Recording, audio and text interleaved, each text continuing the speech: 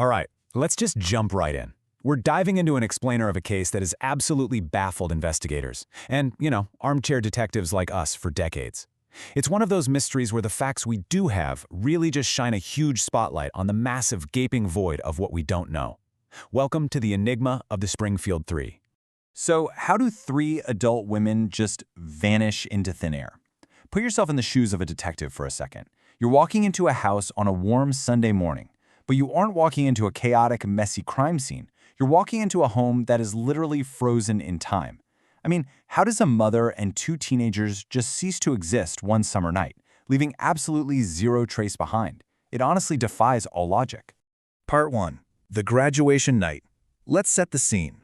We have to start with what was supposed to be this amazing, joyous milestone, right? We've got three vibrant women with their whole lives ahead of them. Two 18-year-old best friends, Suzanne Streeter and Stacy McCall, who literally just officially graduated from Kickapoo High School. And then there's Susie's mom, 47-year-old Cheryl Levitt, a super successful local hairstylist. They were completely, blissfully unaware of the absolute nightmare about to unfold. Now, looking at the timeline, the window here is incredibly, terrifyingly tight. On June 6, 1992, the girls were out celebrating at graduation parties, typical teenager stuff. By 2:15 a.m. on June 7th, Susie and Stacy head back to Susie's house to crash. Cheryl's already there, sleeping. But then, flash forward to just 9 a.m., mere hours later, when friends show up and find this deeply eerie scene. An entire life-altering cataclysmic event happened in just that tiny, tiny window of time. Which brings us to Section 2, a chilling discovery. So it's the morning of the 7th. A friend named Janelle Kirby and her boyfriend walk into the house to check on them. And, well, they don't find a bloody scene. Far from it.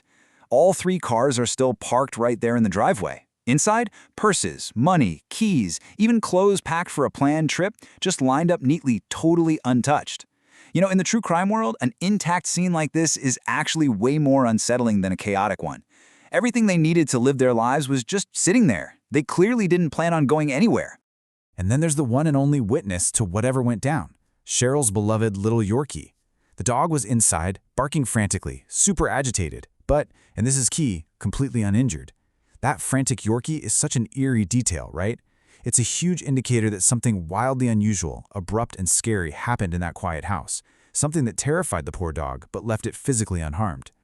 This really highlights the sheer baffling absence of evidence. I mean, no blood, absolutely zero signs of a forced entry, no break-in, nothing knocked over. The beds even looked like they'd been slept in or, at least turned down for sleep. All the evidence points to these women vanishing, possibly just in their nightgowns, without a single hint of a physical struggle. It's wild. Moving on to Section 3, baffling clues left behind.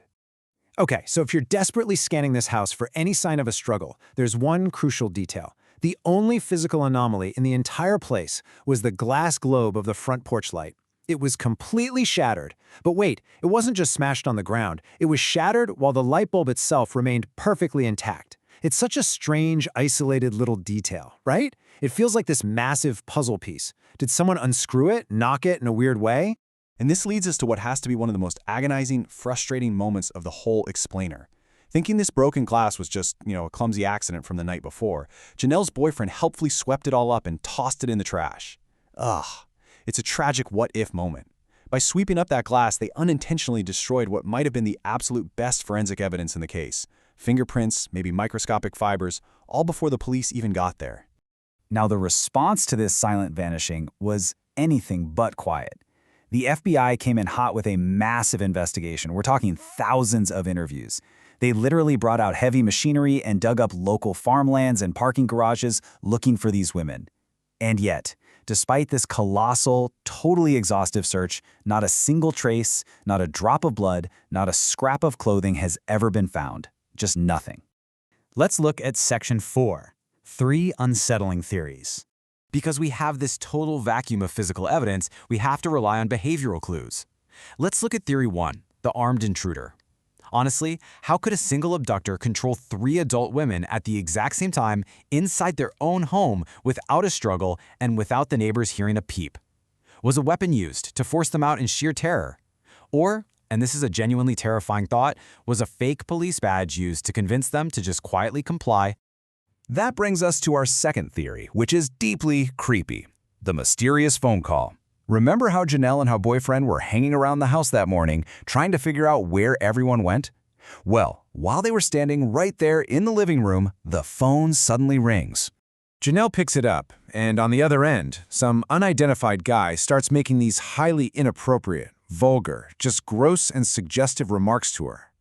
So you have to ask yourself, was this just an awful coincidence? Like some random creep dialing the wrong number at the absolute worst possible time? Or, as investigators obviously had to wonder, was this the actual abductor calling to taunt them, knowing full well the women were already gone?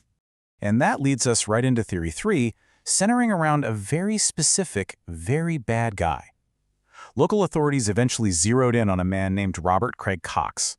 Now, Cox was a convicted kidnapper and a bank robber, and he just so happened to be knocking around the Springfield area right when this all went down. Fast forward a bit, and Cox drops this absolutely chilling statement in an interview. He literally said, "I know what happened to them, but they will never be found."